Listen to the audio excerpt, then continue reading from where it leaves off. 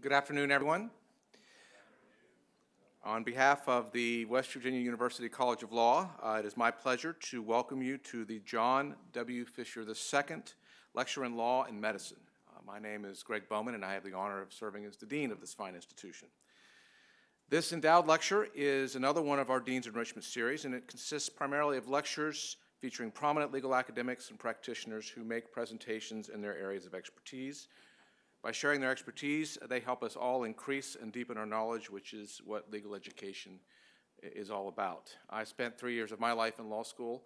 It was a wonderful experience, but some of the most wonderful parts of that were the lectures that I attended that were outside the traditional classroom setting.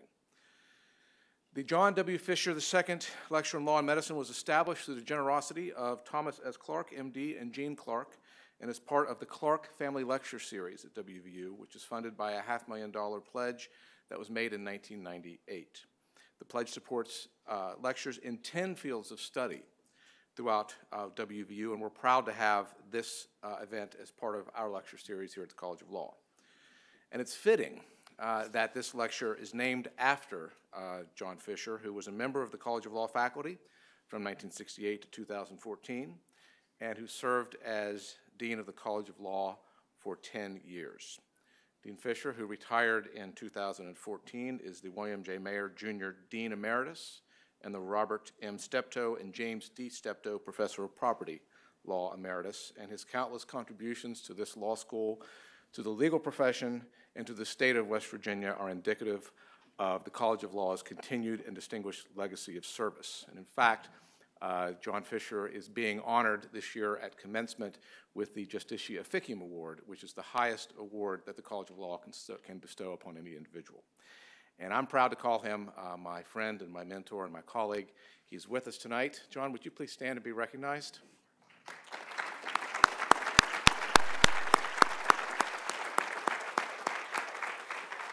Also in attendance with him is his granddaughter, Emily, who is a college student and a budding lawyer. My admissions office will be in touch with you very soon. So I'm now very happy to turn the podium over to my colleague, Sean Tu, who will introduce our speaker for the lecture series today. Sean?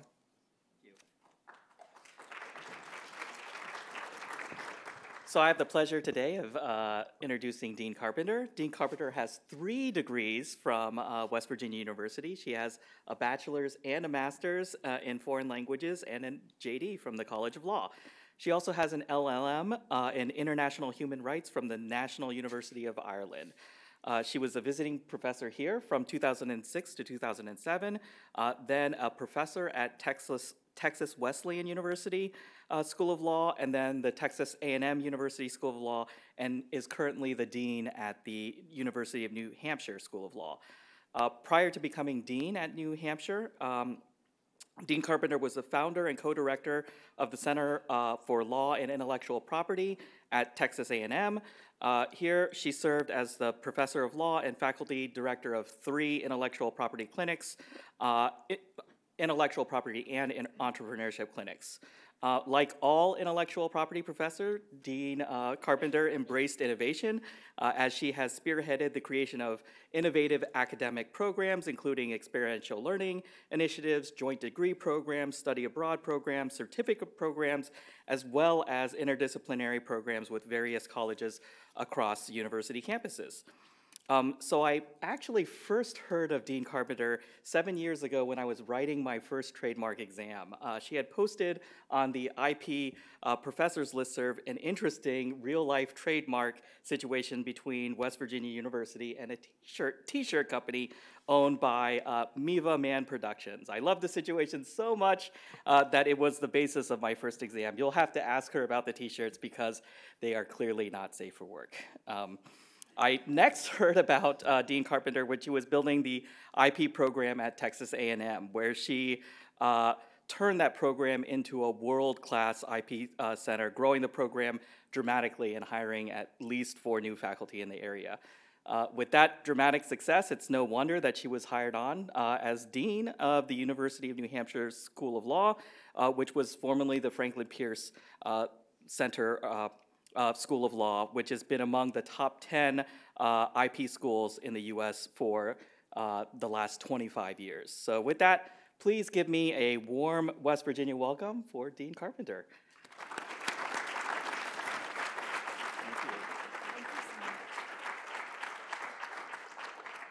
Thank you so much, Sean, and thank you so much to Dean Bowman as well for having me. I'm just so honored to be here today. You know, it's funny, after I finished my master's, before I went to law school, I decided to do what you should do when you finish an advanced degree. I went backpacking in Eastern Europe with my boyfriend, and I had just had this big plate of like $2 goulash in the southern part of the Czech Republic, and I was relaxing because there's nothing you can do after eating a $2 plate of goulash than just relax for a little while.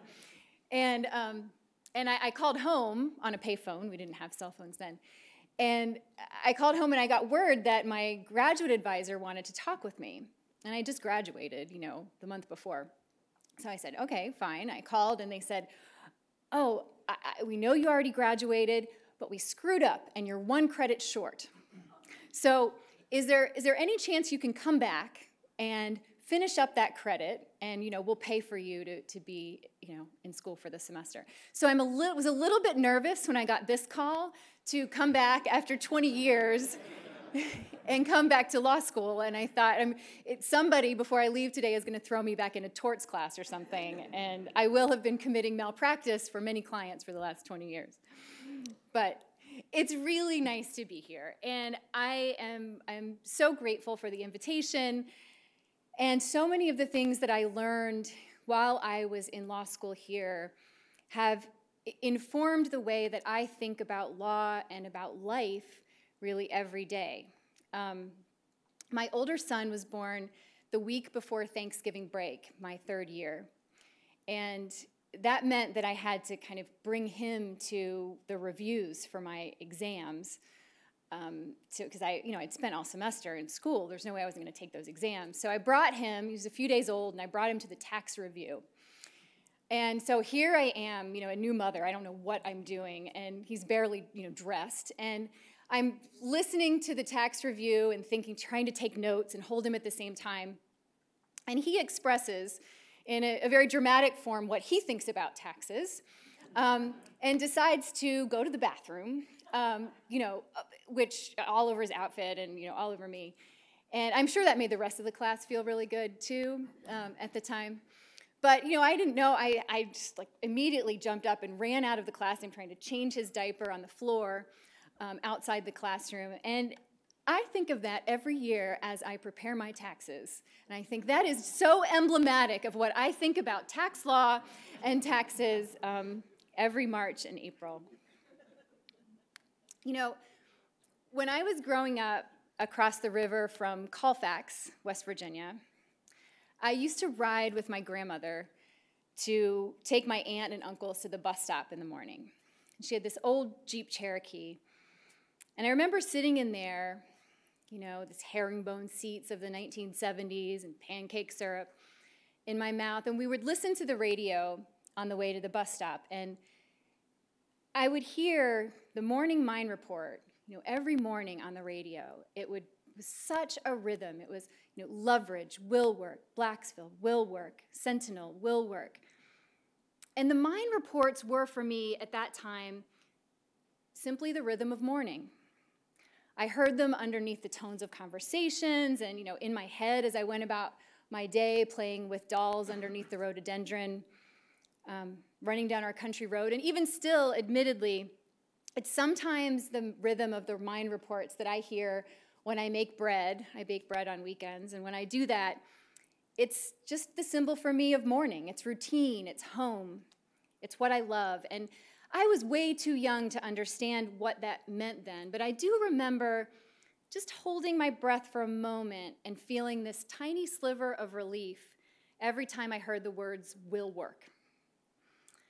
And I didn't know why, but I knew that hard work is a cornerstone of worth, and that working is just something we do with our minds and our bodies and our hands.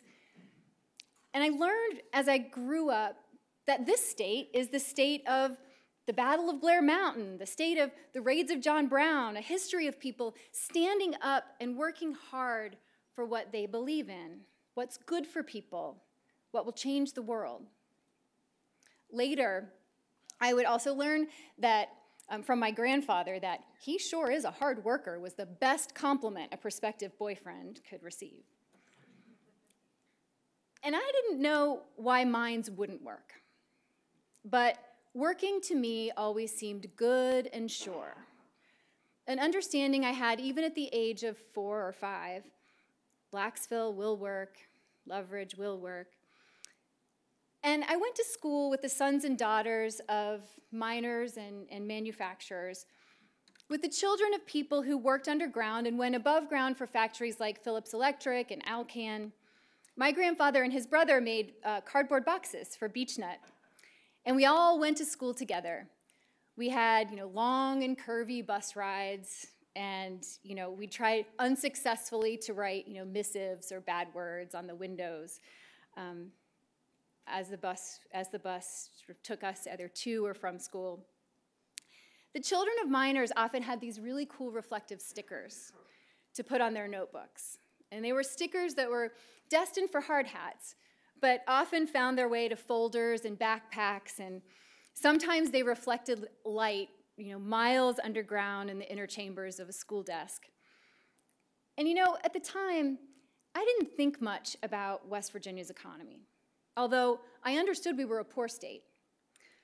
I understood that coal mining was our economic pride and joy, and I coveted those little figurines of bears and deer that were made out of coal that we'd find at campgrounds, or collected coal as I walked along the train tracks near my house, and would look forward to the coal festival every year. And I understood that coal really has sat at the heart of the Appalachian people, and sometimes our lungs, just as it sits at the heart of our land. The mines began sending work out of state in the 1950s, and increasingly mining operations became mechanized, so miners themselves, our workforce, became less necessary to the process. Over time, the radio no longer reported as often will work, and over time, then the mine reports stopped altogether. So now, there are fewer miners underground in West Virginia than people who work for Walmart. Through mechanized mountaintop removal mining, the people of Appalachia have lost a lot of land. Not just thousands of jobs, but approximately, over 1.5 million acres of forests, and buried 2,000 miles of rivers and streams, and lots more polluted. I'm sure Professor McGinley would have much better statistics than I have. It's a gross estimate. But the Appalachian people don't just know the coal that's inside, but the art of the mountains. The wood crafting, the ghost stories, the recipes, the music. The music is so good. The homemade wine. My grandfather got in trouble when he was 14 for making dandelion wine in his basement. To his credit and his sort of intellectual property innovation, he didn't get in trouble until the bottles started exploding violently in the basement. But we grew up playing house under these complex caverns of rhododendron, and the music is our soul music. The fiddles are blood coursing, and the banjo strings are plucks of nostalgia. Our arts are inexplicably tied with our culture and our spirit, and we Appalachians, we have always known that our spirit is strong. So I grew up on the same road as cousins and grandparents and aunts and uncles. So people talk about, it takes a village to raise a child. For me, it was pretty much just a small country road, nestled between the road and the river. And I also grew up, and for those of you who grew up in West Virginia, you might feel the same way. I grew up knowing that the economic opportunities we had were few, and that I saw lots of friends leave West Virginia to find, what they would call a real job, to have will work instead of won't work. My friends and I lamented this. We lamented this because we loved our state, again, with that sort of blood-like fiddles and nostalgia-like banjos. We see this kind of lack of economic opportunity reflected in census statistics. So we see that West Virginia has lost population. It's one of only 2 states that have lost population over the past 10 years. That's reflected in the red. It's kind of pinks and reds, our loss of population, and has the third oldest population in the entire United States.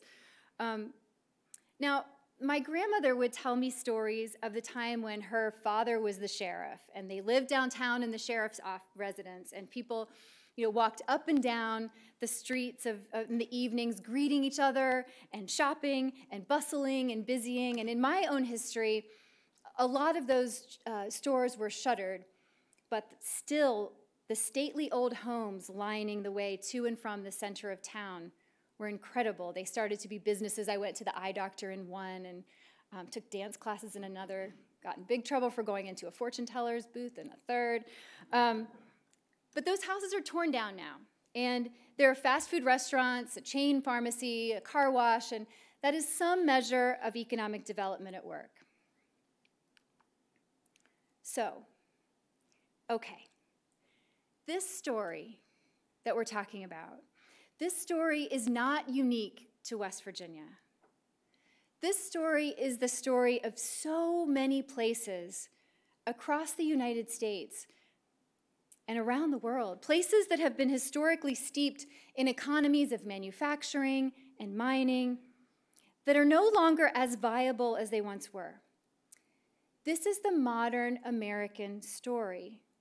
Old economy resources are becoming more obsolete, and communities across the country must transition to a new economy. Our current economy is based on knowledge and content rather than physicality.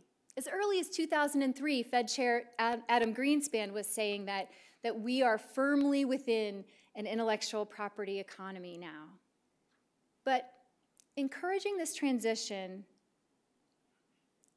is a good question about how we implement the mechanism. How do we move from industry to information? The key to our economic future in communities across the United States lies in a successful transition here from old economy to new, and that's what I want to talk with you about today.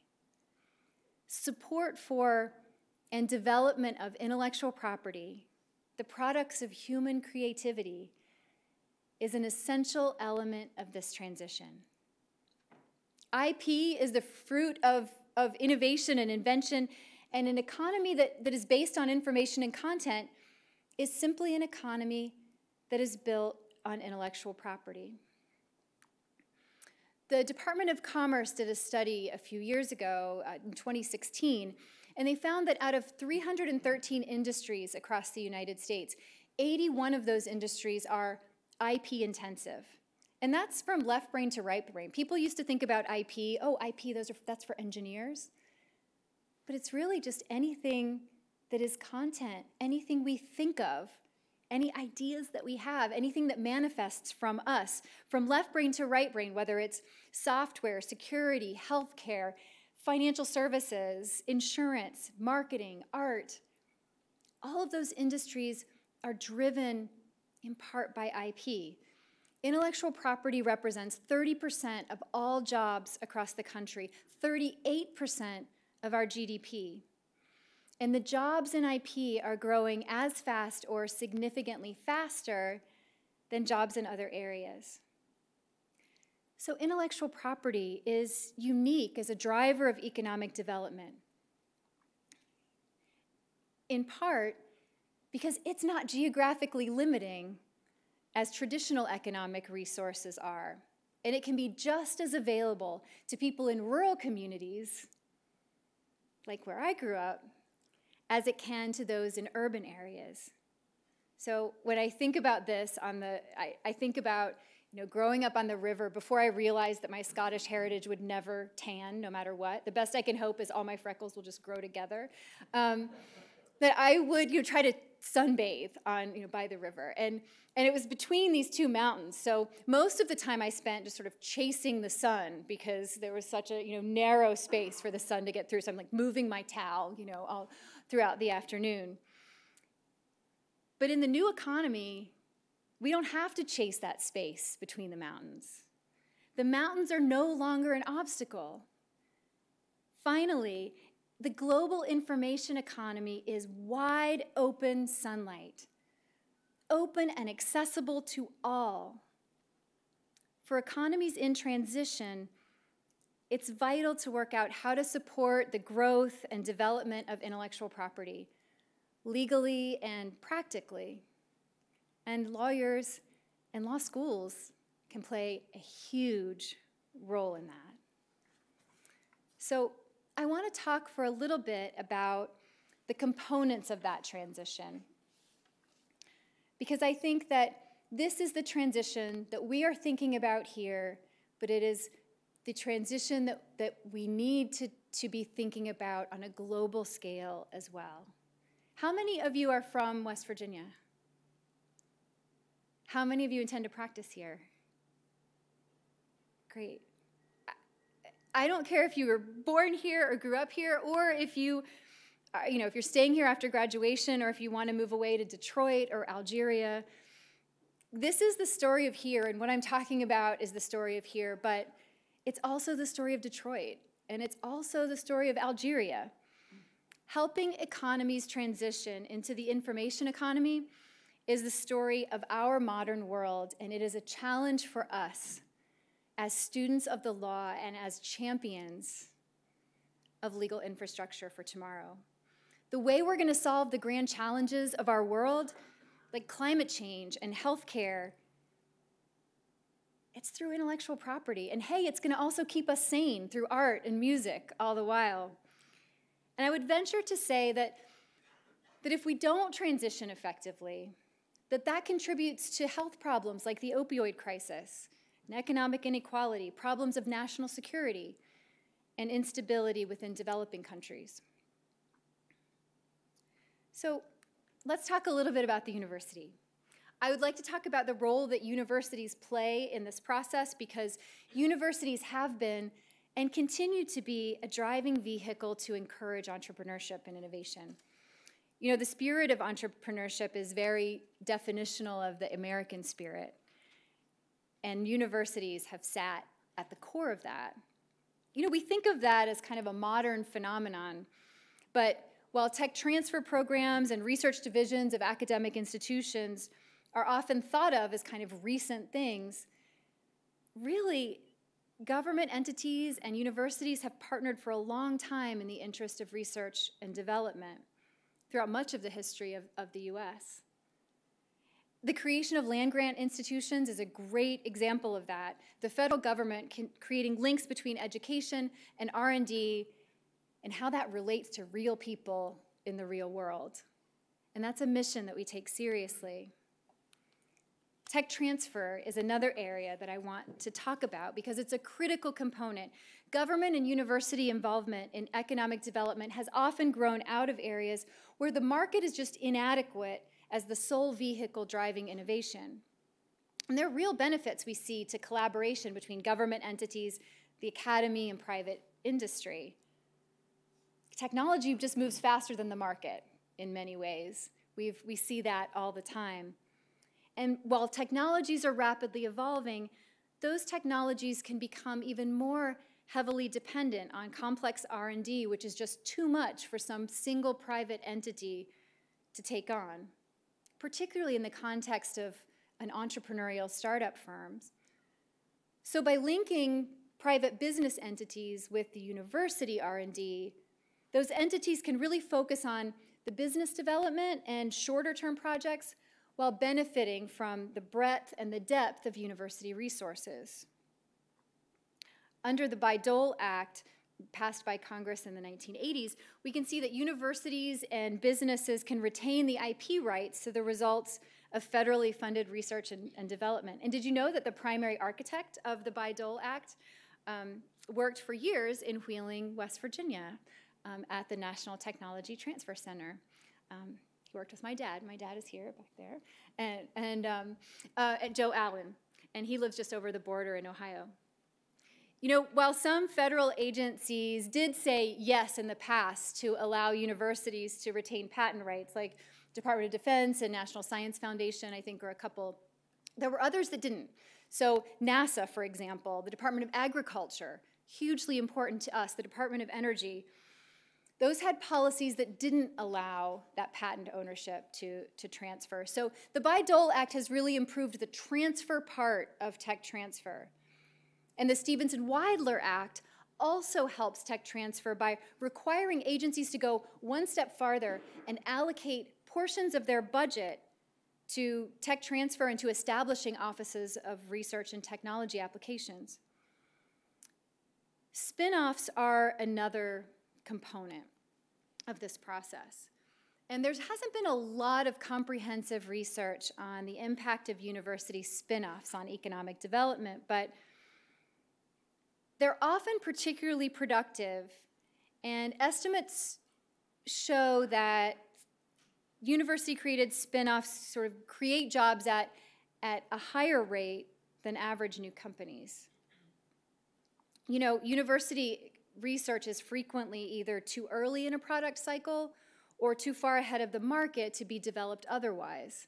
So it kind of creates this safe space for people to innovate, to create, to push the envelope. I was trying to think of a good analogy for this, and I was thinking, you know, it's sort of like taking care of a little chick in an incubator, and then all by myself I came to the concept and reinvented the concept of the incubator, which we all know has been invented for many decades.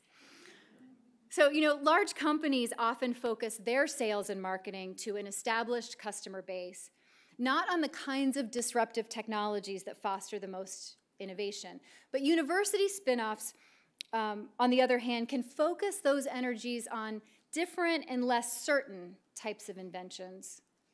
And that's really important to development. One example that I worked on, as I was creating this PowerPoint slide, I thought, I can't use this because it looks so 1990s, but that's kind of the point. So this was one of my clients. Lycos was a spin-off from Carnegie Mellon University. And at the time, it was the most popular online search engine. You might not think it's anymore the most popular online search engine, but in 1999, it was the most visited online destination in the world and had the fastest IPO in history.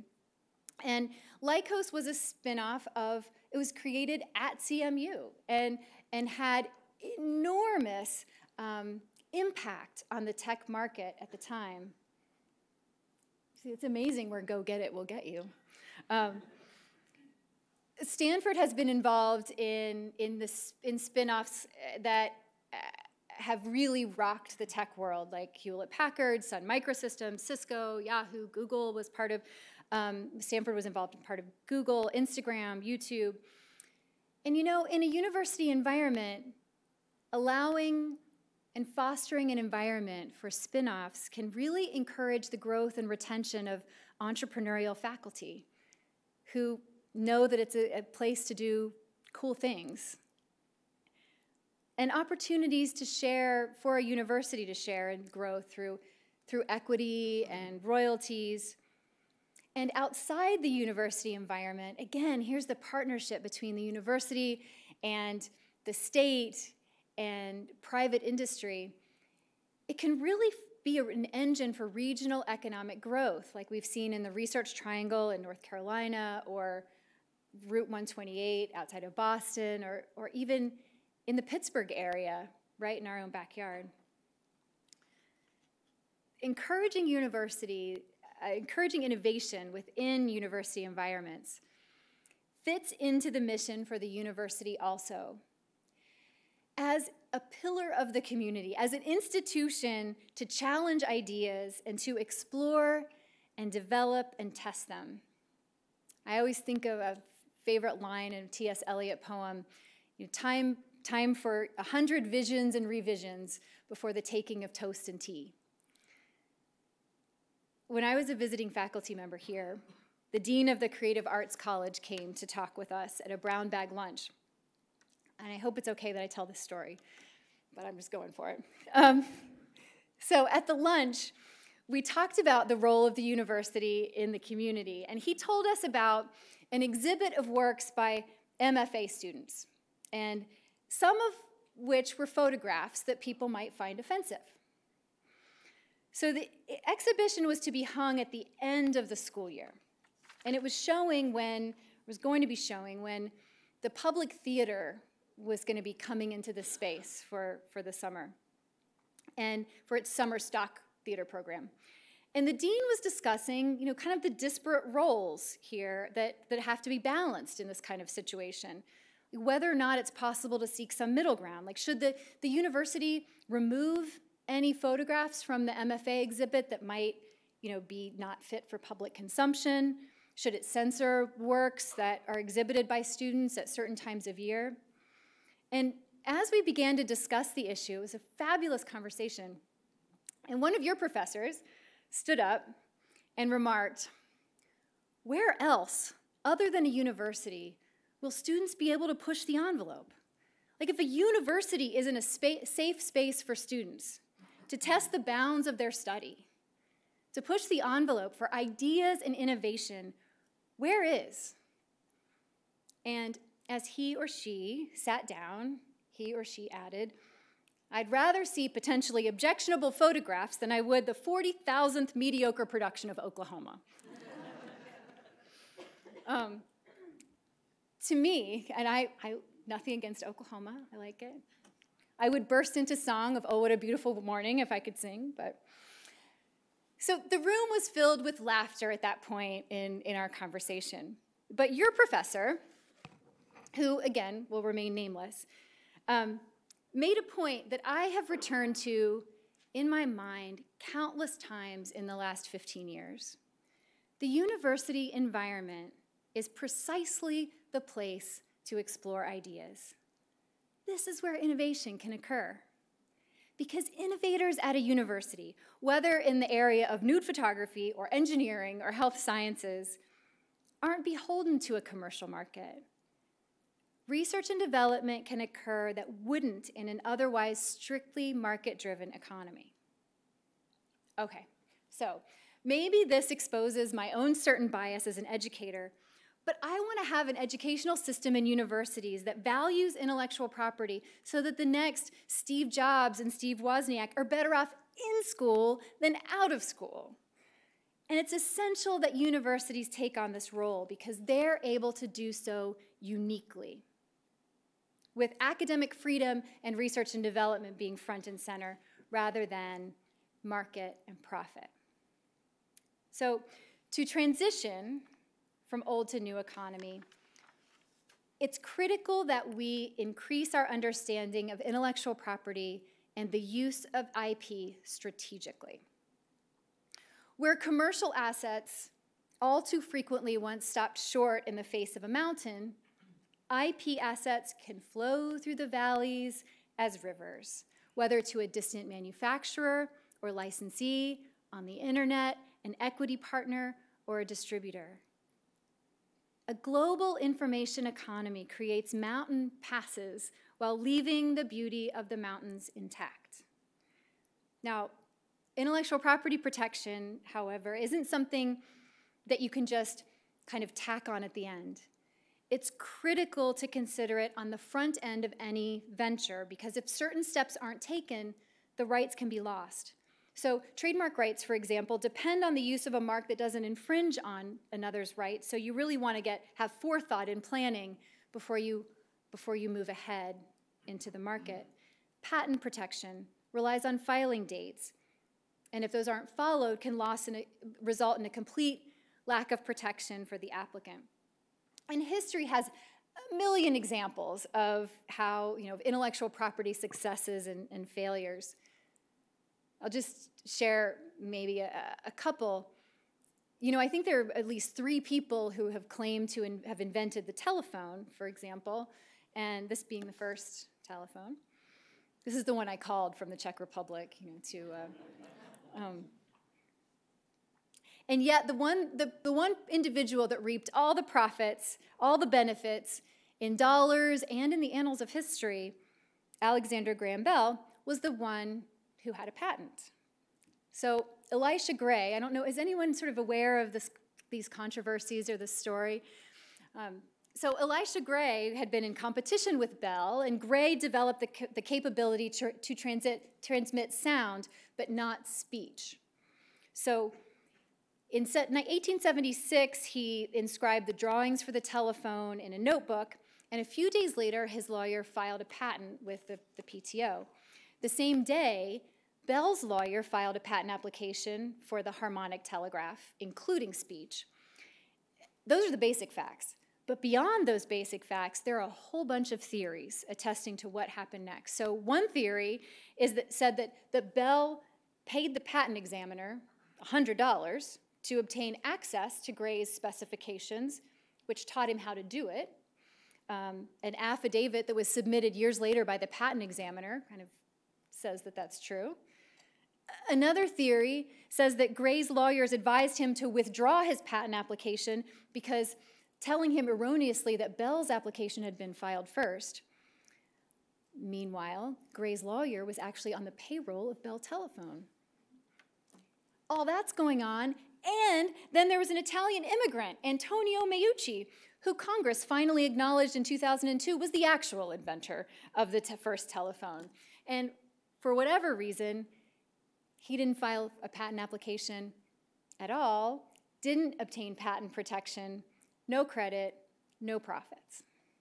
Who knows? But the important thing to remember is this.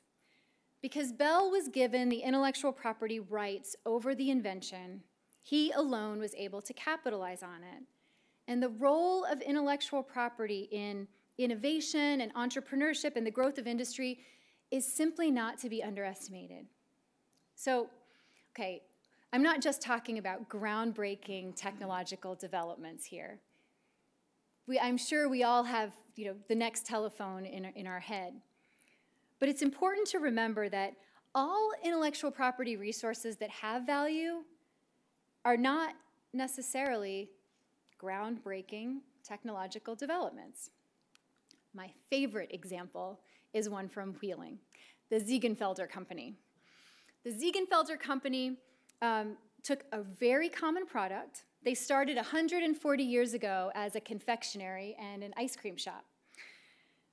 In 1989, the company said, I don't know, something like this.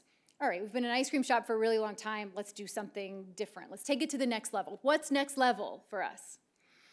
And they decided that they would do something that has never been heard of before.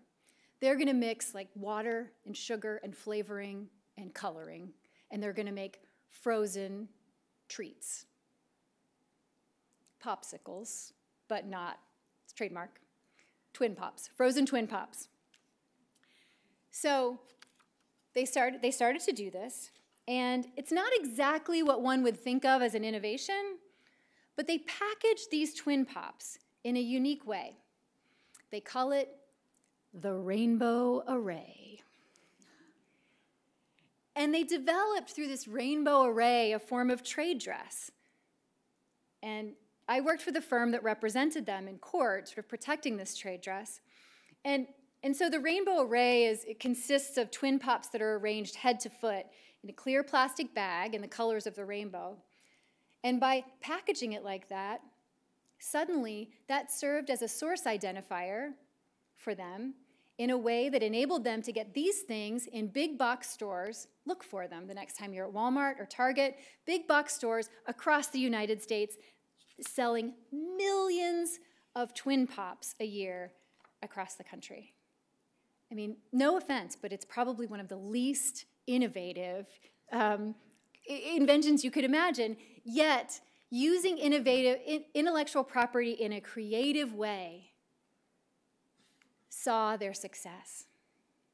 So, what I want to know is, what's the fight that needs to be fought? What should lawyers and law schools do? What is our battle of Blair Mountain? To transition from old economy to new economy, we have to foster a dynamic and profitable environment for innovation. Part of that is through a supportive and robust university community that you have right here, through fighting for state legislation and institutional support, and through effective utilization of intellectual property.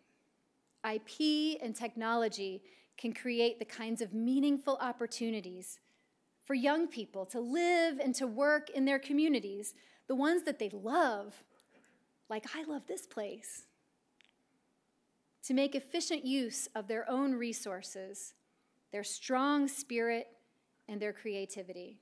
And you know, that can take place from anywhere, whether it's inside an empty factory in Detroit, or it's a small country road nestled between two mountains. Human creativity is everywhere, and we need to harness it and use it. And you, as lawyers, you can help people do that. You can be what drives this innovation. This state needs you, and the world needs you to do that.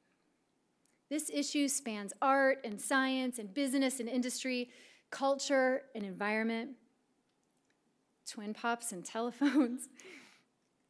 Intellectual property can help people use traditional resources in the new economy and to cultivate creativity and innovation in a way that benefits communities and helps solve the greatest challenges that confront us today. This is the American story: to create wealth from within, to will work. Thank you.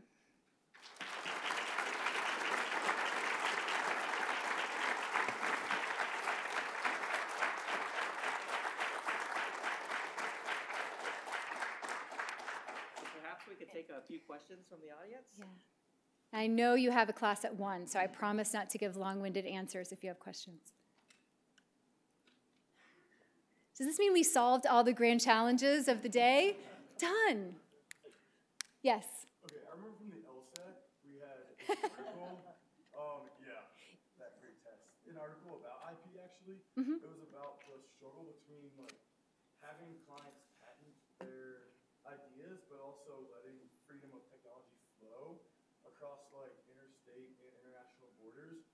So how would you say that's confronted in the real world? Because I really don't know anything about IP, but like having people patent that, but also allowing like the free flow of information to innovate other ideas? That's such a good question. And I think, in a couple of things come to mind. When we look at the intellectual property system in general, there are different forms or different lengths of protection for different forms of IP.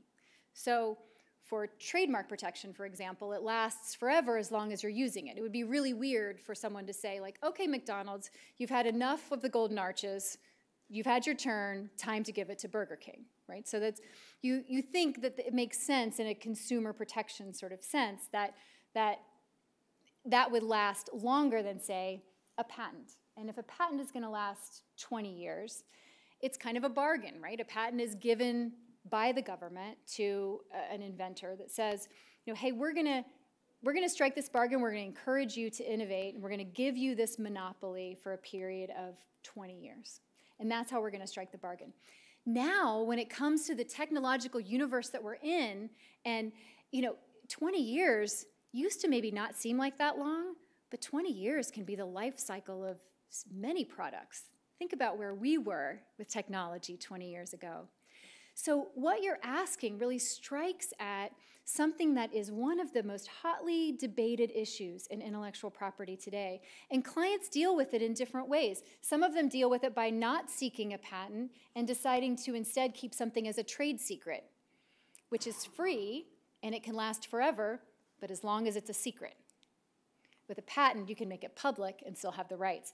So there are all kinds of different calculations.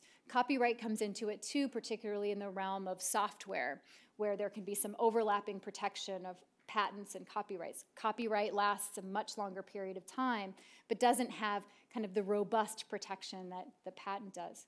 So there are different forms of IP that different clients might choose in different circumstances precisely because of some of those concerns.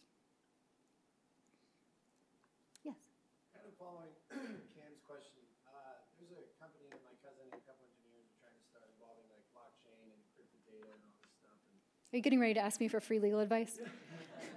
they have these really grand ideas, and I thought it was applicable, medical, legal, to transfer sensitive data without a possibility of being intercepted and all that sort of stuff. But there have been questions about like, well, this could be used in a bad way.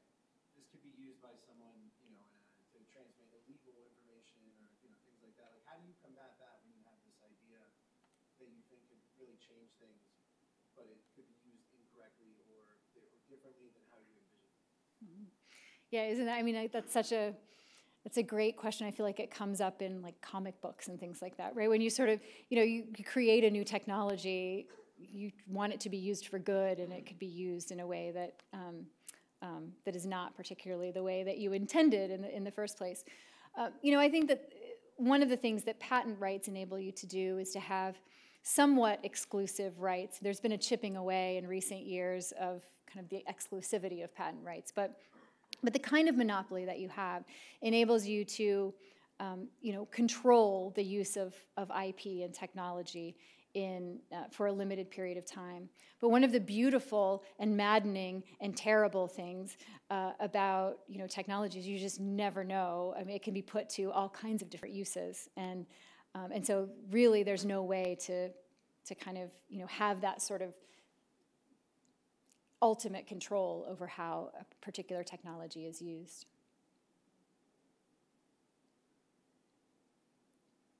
Yeah, Sean. Talk about how the university can help transition us into an economy based more on IP.